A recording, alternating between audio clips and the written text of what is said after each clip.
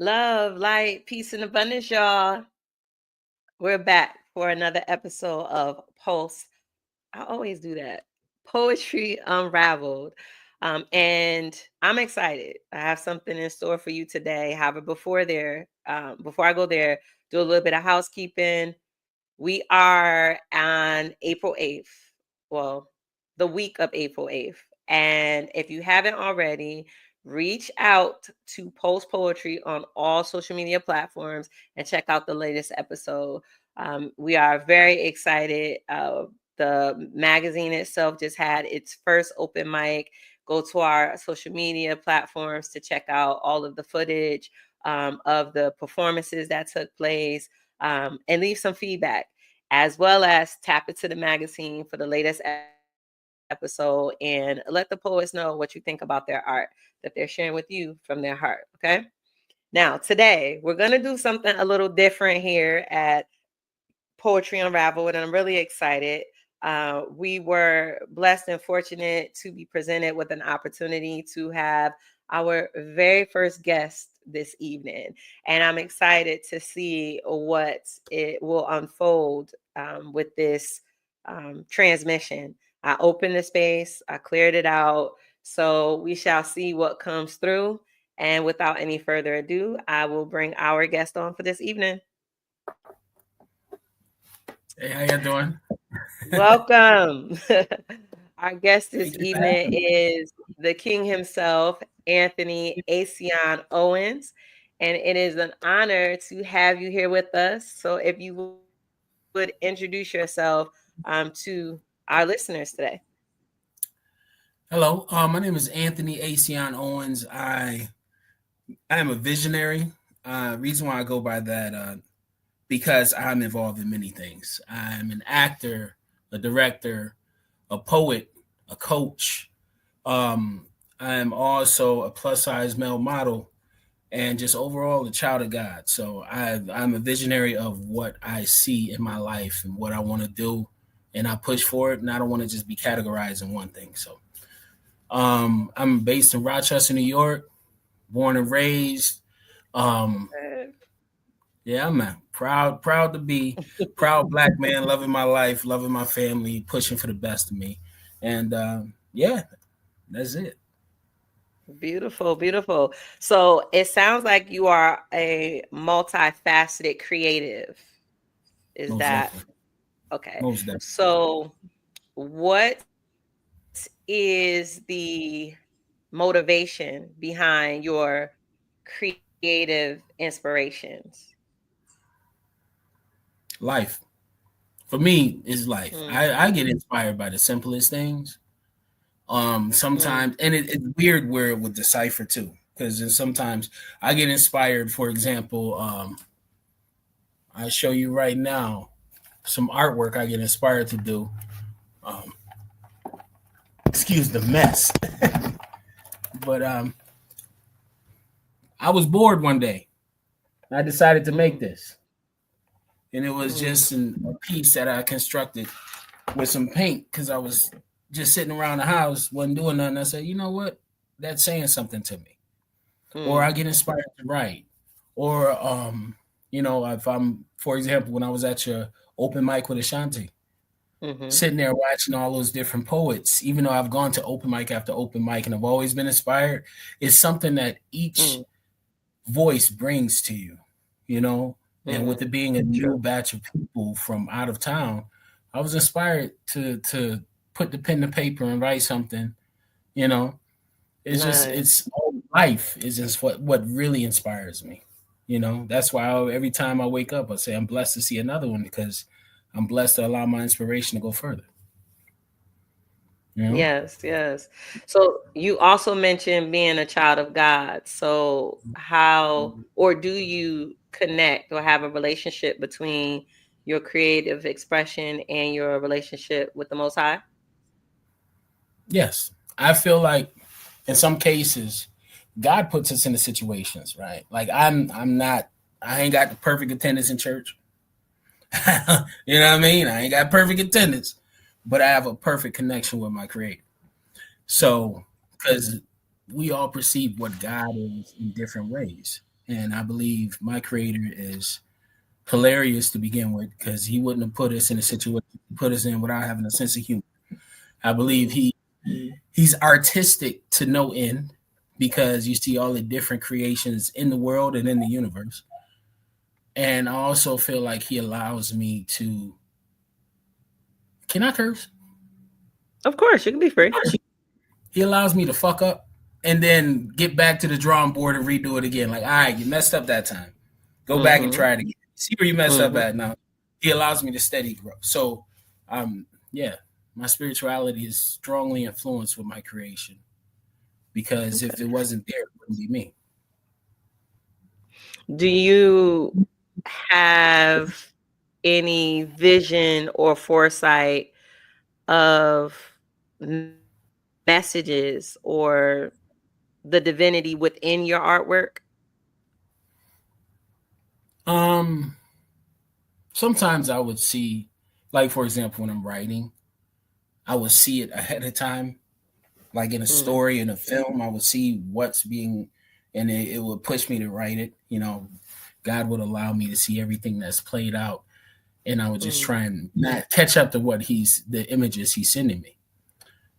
On other times, if it's really something deep within my heart, I would feel it. I would have to go through that pain mm, and that struggle and then write about it, i.e., mm. my divorce, my loss of family, just overall, and it's not, you can turn an ugly situation and make it into a beautiful one.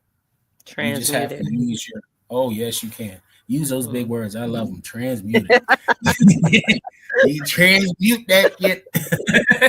But yeah, true.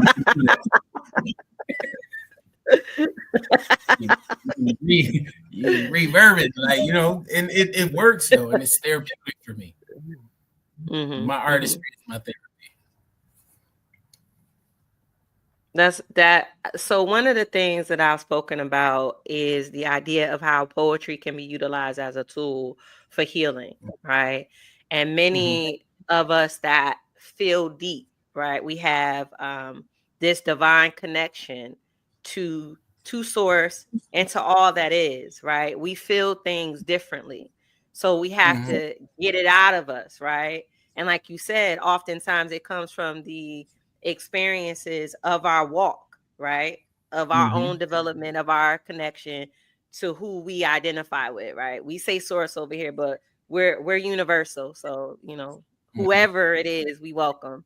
Um, and that translates through our art. And it's like a blueprint or a map to help others through their healing as well.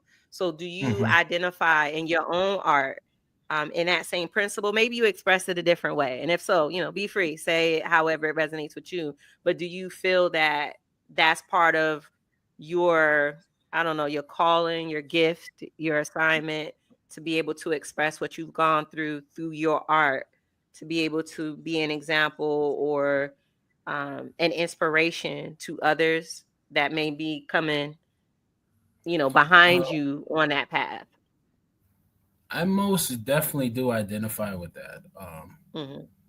Long story short, I discovered my poetry when I was in the ninth ward at a hospital up here, a local hospital called Strong. I was in the Mm. psych ward. Oh, okay. Um, I had gotten to the point, I was 19 years old. I've always known about Mm. poetry, but I never respected it. I thought it was Okay. cliche. I thought it was cheesy stuff you use, like, oh, Shakespeare shit. You go use it to highlight a girl and shit.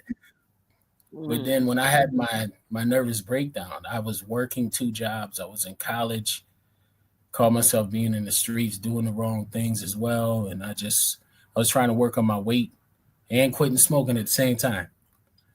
So I had the patches, Okay. taking the pills, smoking the herb, doing all the different things, just a busybody, Mm. and everything just imploded. And it was like Hmm. all those things in me that were held deep just started to just come out. Issues, things I never Hmm. faced, things I brushed under the rug. And they put me in the hospital Mm. for 2 weeks. Mm. They took my number two, they took my laces and my belt. And they gave me Hmm. a dull preschool number two pencil. And they gave me one of Mm. those snow notebooks. And my mother said, just write how you feel. It was my mother who gave them to me. The wait, the composition notebooks? You Oh, called it a snow notebook? listen, snow notebooks. Composition. That's what I call them. I call them snow notebooks. That's what I call them. So That's basically, so cute. That's that's so what they cute. gave me, though, right? Right. And I was in there, and I just wrote, and that's where Aceyon was discovered, and I spoke about my pains and my struggles, and I Mm, developed my voice. And had it not been for that, I feel like I would not be here today because there was so many things that I was, I was coming to a fork in the road, and I had 5 different highway exits that I could go to, and it would have caused so many issues if I would have went in either way. But God guided me to the one that I mm, needed to go through. And with that helping me, I was able to develop my voice, to pursue my dreams, and also become a captain of a poetry slam team later on in life, to be able mm. to inspire. And then with that, through that avenue, I was able to coach teams with Brave New Voices. I was able to interact with artists throughout the country. I'm an international slam poet. You know what I'm saying? People Congratulations. thank you, thank you. Like I've gone to You're Jamaica to welcome. perform for people. You know what I'm saying? Like Mm, I've been blessed in many ways through developing my voice, through challenging these issues within me that I refuse to look at, and now I take them on full fledged. So yes, poetry saved my life, and yes, it can definitely help inspire others. And I hope that my struggles and my successes and my failures, which have been public, my successes, which have been public, and my struggles, which have been public, I hope it inspires others to do the same because honestly, you can't tell me shit. I love me. And I there know was a that's point right. when I did. I know that's right. There was a point when I couldn't. There was a point where I was afraid to love me. I love me. Shit. I'm a sexy fat motherfucker. I love me. I know that's right. But it took time to be able to do that, to embrace Right. me and love me for all my faults, all my praises. And believe me, it's not cockiness at all. I Hmm. try and remain humble as possible, but it is a self love that I had to develop because for Hmm. so many years it was shot down. You know what I'm saying? So Hmm. I hope it does inspire other people to feel the same way. Don't ever let somebody dim your light. God gave you that star for a reason. Let that shit shine. Hmm. Don't let anybody Hmm. take it away. So yeah, I hope it Right. does Nobody inspire. has the right or the power. No, nobody Exactly. can actually take it, but we can give it away or we can forfeit it, right? But nobody can ever Exactly. take because what's yours is yours, right? Right. Most So definitely. much of what you shared, so much just it so much came in. One of the ideas that I want to highlight is a lot of times, when we do this human walk, right? We have these Mm-hmm. different experiences that we think in its human form is like a bad thing, right? Like we think it's a bad thing, or it's like a negative thing, or it's embarrassing or shameful, or whatever adjective you want to put on it.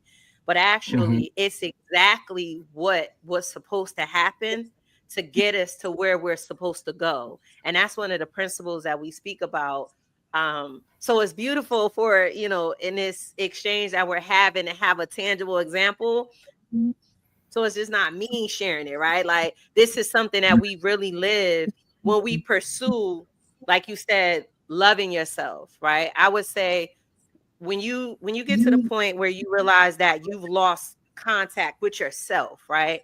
You get on this path to where it seems like everything has to fall apart in order for you to Mm-hmm. be able to decide what pieces are valuable to be utilized in the reconstruction of where you're going, right? Because everywhere you already been, it done served this purpose, right? It's Right. done, it's complete, it can go no further. So it gotta all Right. fall apart, and you go through the rubbish and you throw that away, you leave that's where that you pick this up and then you move forward. And then in the moving forward, that's where everything starts to make sense as to why the experiences were the way that they were, why I had to experience what I experienced, so that I can see the value in myself in sovereignty, right? Not what somebody else said, what somebody else think, what my mama said, what my daddy did. It's what I see and what I feel based on the divinity and the connection that I have to source. So that's what was coming in based upon what you said you experienced, right? Like I'm sure at Most 19 that definitely. had to be scary as hell, right? To be in Yeah, that position. especially for someone who was 19 who didn't have a voice. There are a lot of kids out here. Uh-huh. A lot of, I mean, case in point, the Kia boys, the whole Mm-hmm. situation with cars. There's a lot of young men and young women who are following behind other people instead of being the leaders themselves because they don't know their Right. voice. They don't know their value. Right. So they're allowing other people to Mm-hmm. influence them and putting them in Mm-hmm. situations where it's going to ruin their life. Whereas Mm-hmm. if they had that voice inside them, that inner strength that says, "Hold up, nah, I ain't doing this shit. No, I'm not getting involved with this. No, we shouldn't be doing Mm-hmm. this." It will be a lot less situations, a Mm-hmm. lot of scenarios in the world with people if we actually like take hold of our value and we say, "Nah, I'm not doing Mm-hmm. that shit," or "No, this isn't right for me," or "I don't need Right. to be in that relationship," or "I don't need to be dealing with that man or dealing with that woman," or what have you. A lot of things will be Mm-hmm. different. So, with this journey in my life, which I go through, it's funny that you said that about everything falling apart. I feel like Mm-hmm. God. I was talking about this with my first love. I feel like God puts us in this situation where every so many years we're hit with a pop quiz, and He wants to Mm-hmm. see how we pass, how we deal Mm-hmm. with things. And if you pass, then you go on to the next level. In some cases, a lot of people don't pass that pop quiz, and situations happen, prison, death, what have you. God puts Mm-hmm. us in these trials and tribulations that He know we can handle, but He wants to see how we do. And Mm-hmm. with me, in my situation, I've gone through many times with pop quizzes, and I've hit the wall plenty of times where I'm thinking I'm soaring high and I'm good, and poof, everything fall apart, and I got to get back up and put those pieces back together and restructure something better, trying to move on to the next Mm-hmm. level. It's okay with hitting Mm-hmm. the wall. It's about you getting your ass up and rebuilding and keep pushing. A lot of people can't. They're afraid to get up and rebuild, and it's okay to let go of old things and move on. Mm-hmm. You got to grow. That's a fact. That's a fact. So, And I think another key to that. Oh, go ahead. Are you? no, I was going to show you something while you were talking. It's I don't have it here with me right now. I'm in my office right now, and I'm looking at I had this book I was going to show you about shadow work. Mm-hmm. Basically, that's the journey that what's really helped me to get to that level is shadow work. Um, Mm-hmm. you have to look at yourself, man. You have to look at all the shit you've done, everything you went through, and play it all the way through. Mm-hmm. Look at all the things you went through, and find out your faults and learn what not to do. You know what I'm saying? It's about really facing you and being honest with yourself and helping and wanting to grow and be better. You know? Mm-hmm. Mm-hmm. I think another layer to that that would be beneficial is to understand that growth is not linear, right? It's circular, cyclical. It's cyclical, right? So sometimes what Cyclical. feels like bumping our yes, the big words, right? Let me get my Cyclical. notepad. Cyclical. I like that too. Yes. So oftentimes what feels like bumping our head into a wall is really us busting through to the next layer, the next level of our growth, right? And what feels like Right. a repeated lesson of I keep going through the same thing is really, again, busting through to the next layer or level of that growth, of that awareness, right? So you take what you learned from the last time and you apply it in this situation, and then you bust through to the next level of growth, just like when the seed busts through the ground, right? You know, first the roots bust out the seed, right? You don't even see the roots, but it is No. busting through, and then next thing you know, the sprout comes out, right? But the roots already bust through, so it's like a continual evolution of growth. So everything is happening exactly how it's supposed to. Even when it feels like I'm bumping my head against the wall, as long as I know, right, that I learned from the last time, it's not a bumping, right? It's really just a pushing through, moving that ground, moving the dirt out the way so that you could emerge. Now, for people who may be experiencing the lack of growth or the lack of awareness, right, it may be a bumping of the head, but it's only to redirect you to get to the point where you recognize, oh, that's what I'm supposed to be learning from this situation. Oh, let go of the fear, letting these people go. Oh, okay. Oh, using my voice and listening to the part that say, I don't really want to do that. Oh, okay. Yeah. And then you move forward from there, right? And it's funny that you brought up the Kia Boys, because it's crazy that they nationwide, right? Like that Right. whole movement is everywhere. It's where I'm Right. at, it's where you at, it's where I'm from. They everywhere. So that type of influence is powerful, right? But it got to be cultivated in a positive way, right? So those are Mhm. leaders. Those are leaders, but they're leading people down a path that's not productive. Right. I tell you what, boy, let me run across a kid, boy. I'm whooping that ass. I'm sorry. You ain't but they I had to switch cars, switch insurance companies because they wouldn't take my car because of the brand of it. I said, this I'm gonna whoop somebody ass, boy. Let me anyway, moving back to what you were saying. You just had me had a thought. Cost me $200 in insurance extra. Anyway, so back to what we said. The idea of what you're saying about Yes, bumping your head in the same mm, scenario is like the fleas in the jar idea. You put them in the mm, jar and they keep hitting their head in the jar, and eventually when you take the lid off, mm, they won't jump no higher because they know they're mm, programmed to think that. And in many cases, mm. in some surrounding areas, we have been programmed to think that you can't go any Yes. higher. You know, Mhm. you can't go past that. And it takes Mhm. just those slim few who actually are willing Mhm. to take that chance and go above and beyond just so they Mhm. be able to grow. Because you're Right. right, you got roots here and then you got the plant growing here. But if the Mhm. roots are growing strong and the plant is refusing to accept that photosynthesis, the roots are just Mhm. going to be strong. That plant is going to be a dub. Now, Mhm. if you're willing to push further, you can succeed. And I Mhm. believe that's one of the things what I feel within me is that I'm willing to push further and go Mhm. beyond because I'm not Mhm. what you normally would see or I'm not the leading man type, but I will be. You know what I'm Mhm. saying? Mhm. I am Mhm. not exactly the quote unquote poet type, but I am. It's just automatically what they Mhm. have programmed in their mind, what they see. And it's like, no, that's what you see, but this is Mhm. what I see. I don't have tunnel vision. I see everything, you know? And I feel like as Mhm. a people, and I mean this in general, as a people, Right. we need to see beyond the tunnel vision. We need to see Right. everything. We need to Right. see it all because we are involved in it all without knowing. The world wouldn't be Right. able to revolve around without us. You feel me? Right. I think that's why visionaries are so important, right? I think about and I'm not well versed studied on this. However, I think about the Renaissance period, You could have right? fooled me. And I said it again. You could have fooled me. Well, I'm speaking about on this particular topic with the Renaissance period. Thank you. I'm trying to say, okay.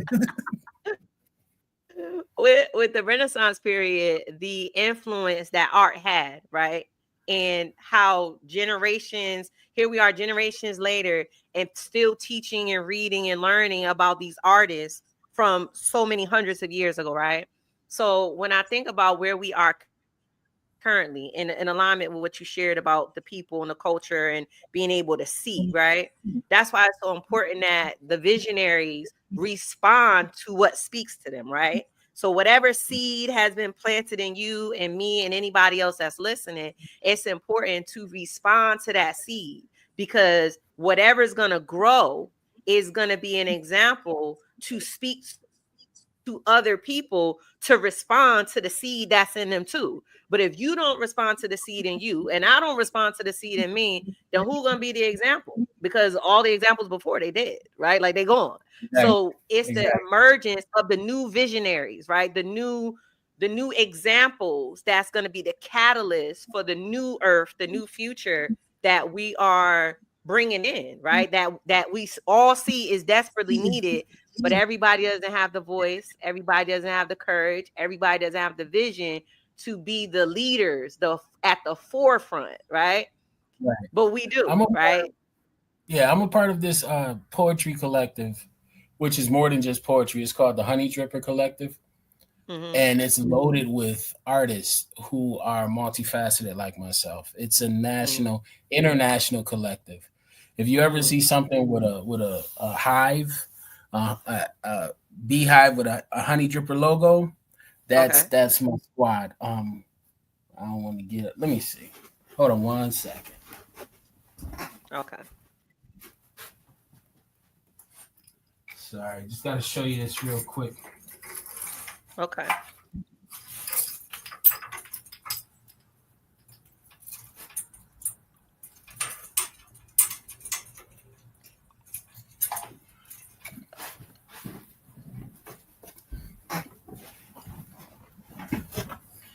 You see this logo?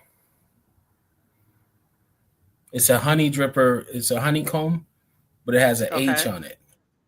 Okay. That's my collective I'm a part of, and it's loaded with those people, those visionaries, those Okay. different type of artists, painters, rappers, writers.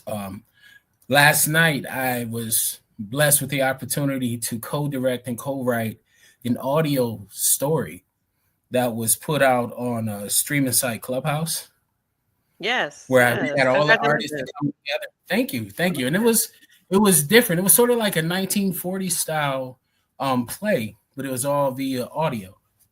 Okay. So Okay. I was, I've got my poets together in the Honey Drippers, and we put it out there. So there are people out there, and it's not, Okay. yes, you go ahead. So Sorry. on that note, no, you're fine. In respect to the time. So on that note, will you share with everyone who may be listening that's interested, multi-talented, multifaceted, where to get in contact, where to find out more about the Honey Drippers, and then share where people can find you to support you and your art, to learn more about what you're putting out into the world. Okay. You can reach out to the Honey Dripper Collective via Clubhouse. You can also reach out through me, Aceyon Owens, Aceyon Owens on Facebook, Aceyon on Instagram, TikTok. It's Aceyon Owens. I don't promote the other ones. And you can con you can contact my email aceonowens@gmail.com, but I would prefer you hit me up on the streaming services, on the social media platforms, and we can always build. The Honey Dripper Collective is, I'm a proud member of that. I'm also involved with many other things within the city, within the community of artistry, which is international. It's just, we Mhm. keep pushing, let's keep pushing for it. And Okay. we don't have time for the poem. I don't know, do we? No, we do. We- We're gonna go a Oh, little over time. I'm about to share that next with the collective. oh, So you gonna be normally, special for yeah, me? How? yeah. So normally we're at the point where I will share a poetic expression to conclude today's transmission. However, since we have a guest, we're gonna ask him to bless us with a poetic expression before we close out today's transmission. And it is my will that you received what was divinely placed here for you from source, and that you like, share, comment, leave your feedback, so that we know how it resonated with you today. So on that note, you have our attention, Aceyon. Awesome. Thank you for having me again. So there was this video of Barack Obama walking through the audience to Jimmy Carter's funeral. And as he was walking, he had this Obama's cool. He's smooth. And somebody dubbed under him the song by Rich Homie Quan, I'll be feeling like the man when I walk through. And then someone else commented on it and said, Maya Angelou's words, I come as one, but I stand as 10,000. And that poem, that whole line in the scenario just had me think of me as a person, as a man. So I wanted to write this real quick. So it's Maya's words mixed with Obama's walk, socially influenced, a reminder of my greatness. I come as one, but I stand as 10,000. Maya Angelou said that. And how convenient it be for a queen like she to give a king like me jewels to never forget my savagery. That alone speaks volumes when you think of it. Mother Angelou being a woman, a descendant of Eve, who came from Adam's rib, an ancestor of me, and we create a unity of God living in one image. And Eve having bitten the forbidden fruit, was able to know the difference between good and evil before Adam, so she hipped him the game. And now it feels like woman just did it again with hopes of repentance, of making sure that this man remembers his roots and knows that worth. Or me knowing my worth, that's more than just 3/5 of a man. So she was reminding me, don't be a partial thinker when it comes to the value of my life. Or how about the value of my life equates it to nothing if woman wasn't there to provide the unknown X to the question of why I was created under the cherry moon and crowned prince of a purple dynasty. Mindlessly taken for granted, she had to remind me that every drop of blood that pumps throughout my body carries the geological traits of greatness. So stop wasting it, spilling it aimlessly in the streets. Remember the plasma that matched yours once dripped from the head of a man during his crucifixion while he was pinned to the wooden cross. And it was the woods they saw as tens of thousands died trying to escape the terrors of slavery with bravery to make sure the days would see my black ass stand here today free. That's what I saw buried deep in the African soil of Maya Angelou's quote. I come as one, but I stand as 10,000. Respect the crown, for these thorns are priceless. Poem. Thank you. Appreciate That was a powerful conclusion to our Thank you. episode today. Never Thank you forget your for worth. being our guest today. Thank you for having me. Yes, Aceyon absolutely. Owens. Hit me up, Aceyon Owens, on Facebook, Aceyon Owens, Instagram, TikTok, all those good things. And thank you for having me, Queen Essence. Thank you again. Until the next time, y'all.